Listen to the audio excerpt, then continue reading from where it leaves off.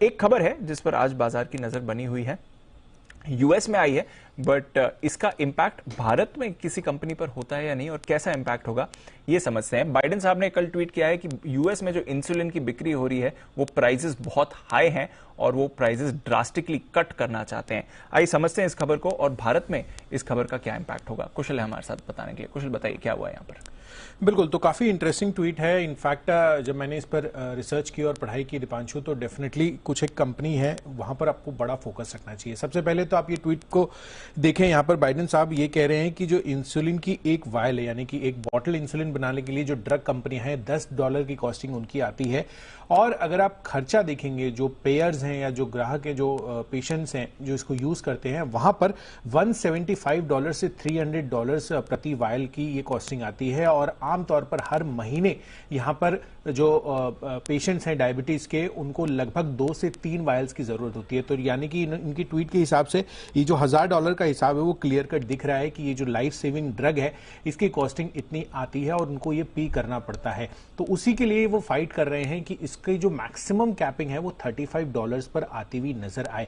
अब देखना होगा कि कितनी ये रिड्यूस होती हुई नजर आती है, बट डेफिनेटली इसकी इस वजह से काफी सारी कंपनियां हैं जहां पर जिनका बायोसिमिलर में इंटरेस्ट है, उन पर बड़ा फोकस बनता हुआ नजर आ रहा है। सबसे पहले तो मैं यूएस मार्केट्स की बात कर लेता हूं कि वहां पर यूएस में जो इंसुलिन का मार्केट है वो कितना बड़ा है।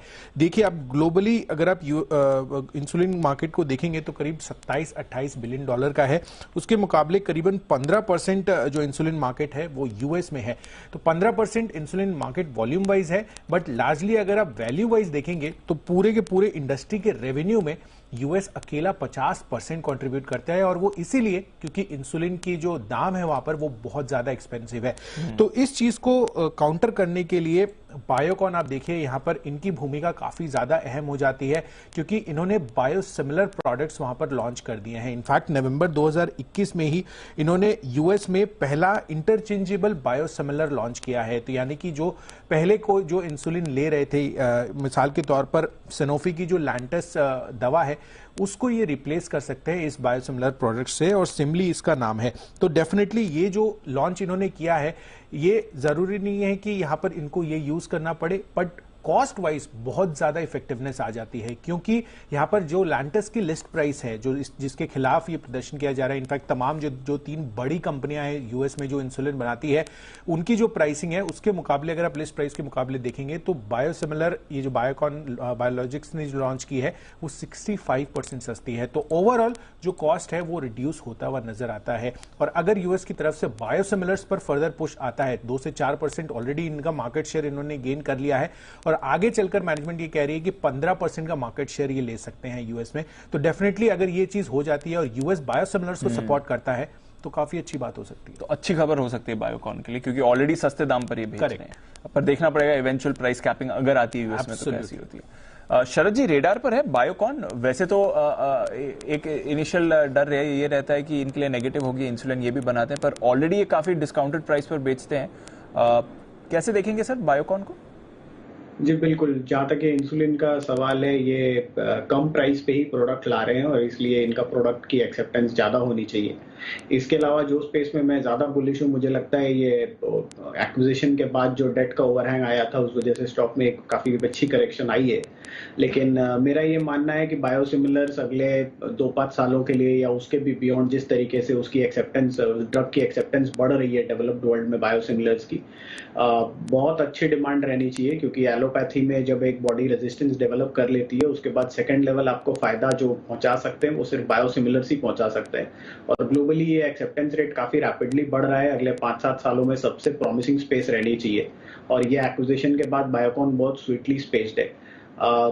शॉर्ट टर्म में 375-400, बट मैं इसको होल्ड करना चाहूंगा as a multibagger stock portfolio में। मुझे लगता है बहुत स्कोप रहेगा इस स्टॉक में आने वाले समय में। बैगर बन सकता है अगर सारी चीजें ठीक जाएं इस कंपनी के लिए। और अडॉप्शन भी कुशल आप बता रहे थे कि काफी तेजी से इसका अडॉप्शन भी हो रहा है, बाकी देशों में भी हो रहा है। बाकी देशों में, इनफैक्ट यूरोप इन स्पेसिफिक, वहां पर भी मैं पढ़ रहा था कि उधर बायोसिमिलर की एक्सेप्टेंस जो है वो कंपेरेटिवली काफी फास्ट पेस पे हो रही है यूएस के मुकाबले।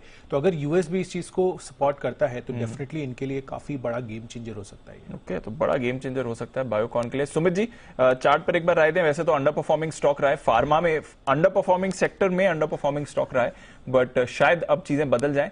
फिलहाल इन लेवल्स पर बायोकॉन पर क्या राय है? के संकेत मिल रहे हैं। न्यूज के बावजूद ये स्टॉक 2 दिनों में लोअर लेवल से एक अच्छा अपसाइड मूव दिखा रहा है। तो 340 के बाद 350 से 360 रुपए तक के लेवल बायोकॉन में देखने को मिल सकते हैं। आज सस्टेन किया है, कल भी इसने सस्टेन किया था। तो मेरे को लग रहा है कि जब तक ये नीचे में 330 के नीचे नहीं जाता है तब तक आप पोजीशन होल्ड करें। ट्रेलिंग स्टॉप लॉस 330 के आसपास लगाएं। ऊपर में 340 के ऊपर 350 360 तक के लेवल अगले हफ्ते में बायोकॉन में फिर देखने को मिल सकते हैं। तो 340, 350, 360 तक के लेवल्स बायोकॉन में आ सकते हैं। कमजोर बाजार में भी स्टॉक होल्ड आउट कर रहा है और थोड़ा खबरों का भी इसे सहारा मिल सकता है। ये इंटरेस्टिंग व्यू बन रहा है जहां तक बायोकॉन का सवाल है।